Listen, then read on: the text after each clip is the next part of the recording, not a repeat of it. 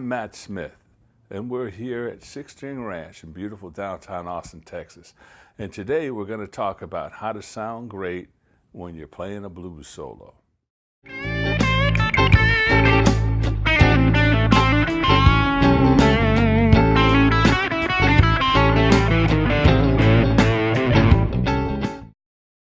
Are you tired of listening to yourself play?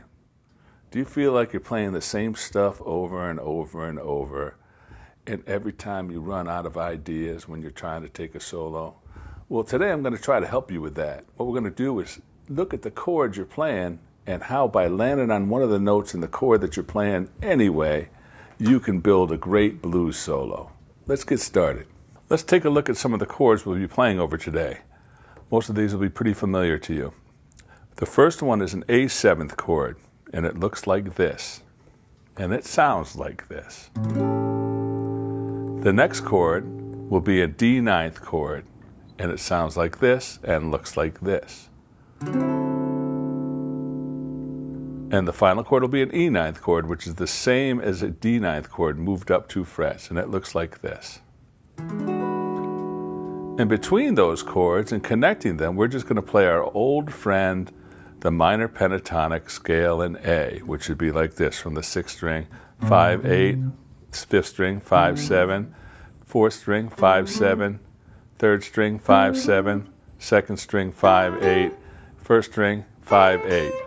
Now, if I superimpose that over an A7th chord, you can see this note's in the scale, this note's in the scale, that note's in the scale, this note is not in the scale, and that's really important. We'll talk about that. This note's in the scale, and this note's also in the scale.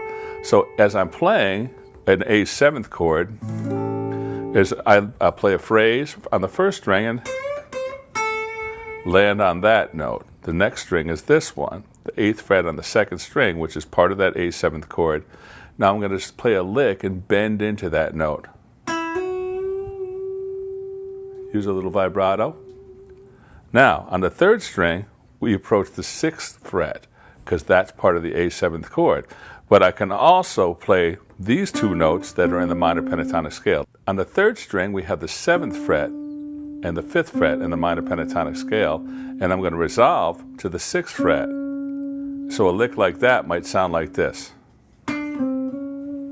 Or I might hammer onto it.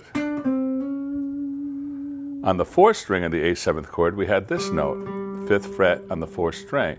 Now I'm just going to chromatically descend from the A note on the 7th fret. So I'm going to go 7, 6, 5. And on the 5th string, we played this note in the chord, the E note or the 7th fret on the 5th string. And I'm just going to walk up to that from the 5th fret. And finally, we had the root on the 6th string, 5th fret. So I'm going to bend. And so what I'm going to do here is develop a lick that sounds great with all those notes. Watch.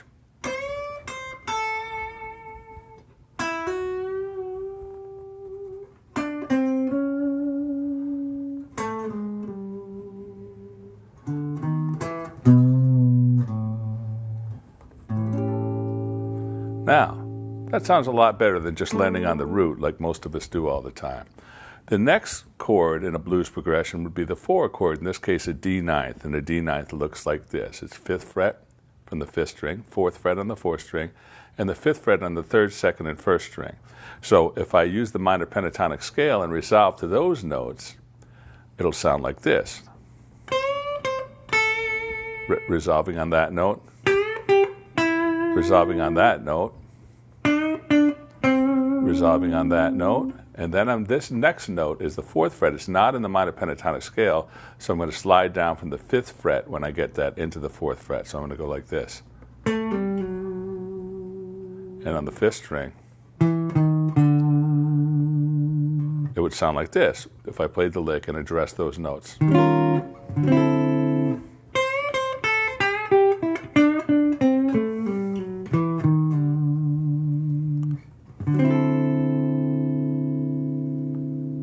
And then finally we have an E9th chord, and that's the 7th fret on the 5th string, the 6th fret on the 4th string, and the 7th fret on the 3rd, 2nd, and 1st string. Now, hardly any of these notes are in the minor pentatonic scale. Well, actually, two of them are. This one, the 5th fret on the 3rd string, and the 7th fret on the 5th string, and the 7th fret on the 3rd string. All the rest of the notes, I'm going to chromatically surround them like this. In other words, I'm going to play the 1st string, land on that note, which is part of the E9th chord, 2nd string, 3rd string, I'm going to bend it, go to the 5th fret and land on the 7th fret. Again, like the other chord that we played, the D9th, we have another note here that's in the E9th chord that's not in the minor pentatonic scale. But again, it's really going to outline the chord when I land on it. So I got this.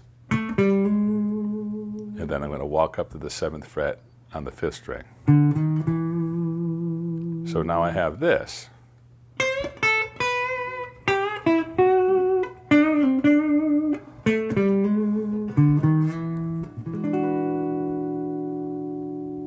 All right, so basically, here's how to always sound great. You can see the chord, it's right there under your fingers. As long as you land on that note, one of those notes that are in that chord, you'll always sound great. And these will not be the usual notes that you might choose to land on. So, an A7th, D9th, E9th.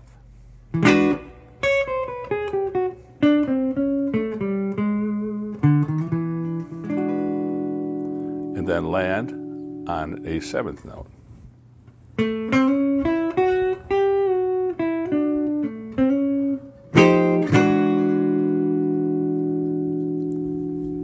Let's take a look at how this works over an A7th chord.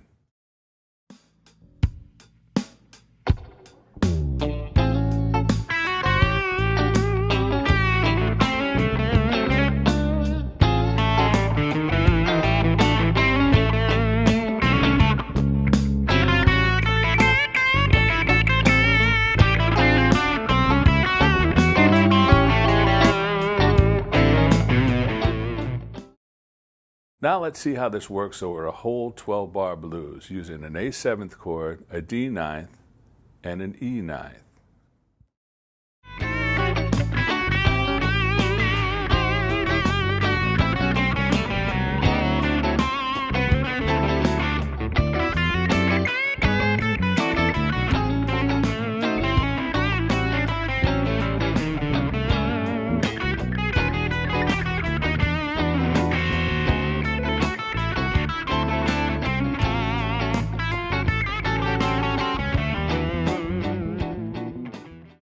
If you found this video helpful, don't forget to give it a like and subscribe to our YouTube channel. And if you like what I was teaching you, I have a book called Matt Smith's Chop Shop that you can find online. Also, please check out sixstringranch.com for more videos and lots of cool events.